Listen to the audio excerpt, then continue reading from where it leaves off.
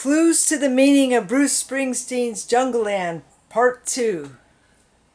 Today I want to pick up the discussion on Bruce Springsteen's Jungleland. It's an allegory hinting at the Sermon on the Mount, the agony in the garden, the crucifixion, and the resurrection. The giant Exxon sign that brings this fair city light figuratively describes Jesus as the light of the world. John 8:12. Jesus, the light of the world.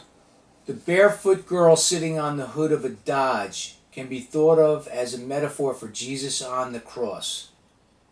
The warm beer stands for the vinegar mentioned in Mathew 27:48. The magic rat drove his sleek machine over the Jersey state line is figuratively saying Jesus drove his body from life to death, okay, on the cross. Anyway, he drove his sleek machine over the Jersey state line. And I think that means that the Jersey state line is symbolic of the line between life and death. Okay. The barefoot girl sitting on the hood of the Dodge drinking warm beer in the soft summer rain symbolically describes Jesus on the cross with the soldier bringing a sponge soaked with vinegar to his mouth. Matthew 27:48. Whispers of soft refusal and then surrender alludes to the agony in the garden where Jesus asked that the cup might be taken from him, which is like a refusal, but then surrenders to the Father's will. Luke chapter 22, verse 42. In the tunnels uptown, the rat's own dream guns him down. It's something like saying in the kingdom of heaven, the Father sends his Son to die. So Jesus' own dream, his Father, guns him down in a way of looking at it. Okay. Lonely-hearted lovers struggle in dark corners. Could be a reference to Jesus in the tomb, perhaps in the presence of his Father, the Maximum Lawman, right? The lonely-hearted lovers. And just one look and a whisper and they're gone is possibly a way to describe the resurrection. Man, there's an opera out on the Turnpike.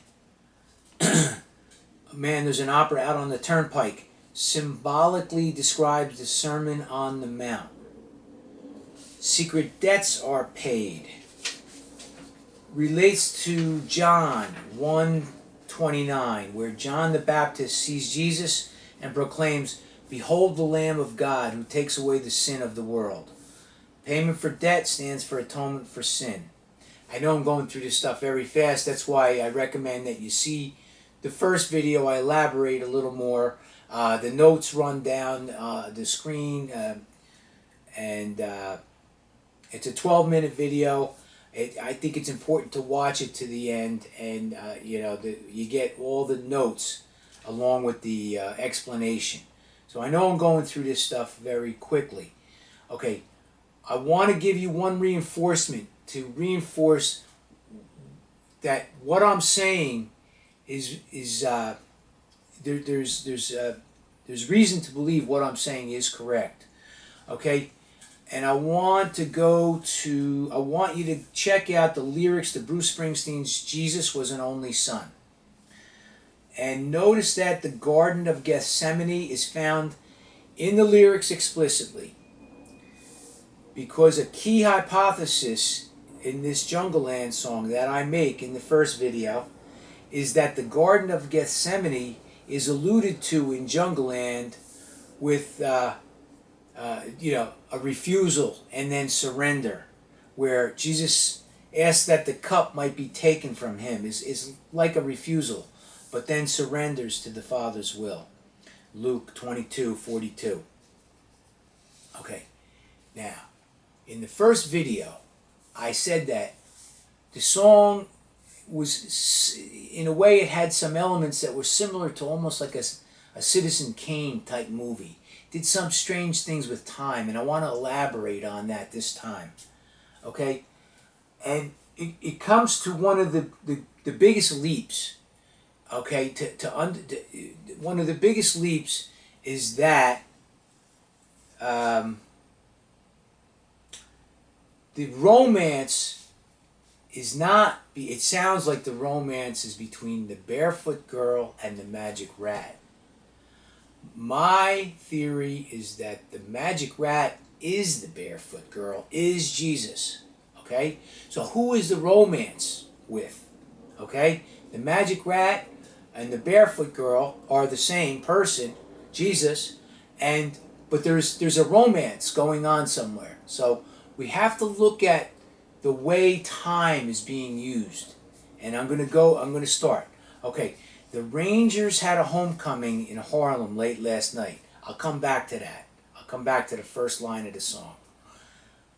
The magic rat drove his sleek machine over the Jersey state line. What that's saying is that Jesus died on the cross. Okay? The magic rat drove his sleek machine over the Jersey state line. Again, the Jersey state line represents the line between life and death. Now it's talking about Jesus on the cross. Barefoot girl sitting on the hood of a Dodge, drinking warm beer in the soft summer rain. Okay? Spoke about this. The barefoot girl stands for Jesus, sitting on the hood of a Dodge. The hood of a Dodge stands for the cross. Drinking warm beer. The warm beer stands for the vinegar in the soft summer rain. Right? The rat pulls into town, rolls up his pants. Together they take a stab at romance and disappear down Flamingo Lane. Sounds like the rat, the magic rat, and the barefoot girl, the romance is between them. But when you see what's happening with time here, it matters. Okay, what comes first? The magic rat drove his sleek machine over the Jersey state line. That comes after the barefoot girl sitting on the hood of a Dodge, drinking warm beer in the soft summer rain. Chronologically, that comes after. In other words, Jesus dies after being on the cross. Yeah, right? So first comes Jesus on the cross, sitting on the hood of a Dodge, drinking warm beer, drinking the vinegar in the soft summer rain. So notice how it's the time. It's talking about the magic rat drove his sleek machine. That happens subsequent to the barefoot girl sitting on the hood of the Dodge. Okay? That's a very important point. Because my hypothesis is that, okay, together they take a stab at romance and disappear down Flamingo Lane, while the Maximum Lawman run down Flamingo, chasing the rat and the barefoot girl.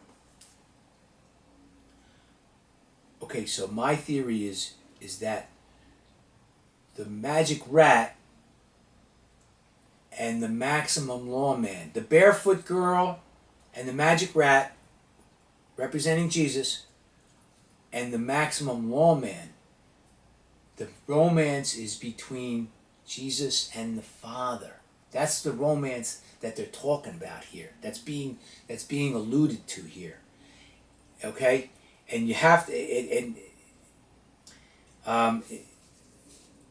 well, the Maximum Lawman run down Flamingo, chasing the rat and the barefoot girl, and the kids round here look just like shadows, always quiet, holding hands. This is an important line. What does this mean? The kids round here look just like shadows, or are just like shadows, always quiet, holding hands. Let's look at John 4:24. God is spirit. Jesus is talking to the Samaritan woman at the well, and he's explaining things. I'll go back a couple of verses. He goes, "But the hour cometh, and now is, when true worshippers shall worship the Father in spirit and in truth. For the Father seeketh such to worship him. God is spirit, and they that worship him must worship him in spirit and in truth." So I think the kids round here look just like shadows, alludes to that. God is spirit.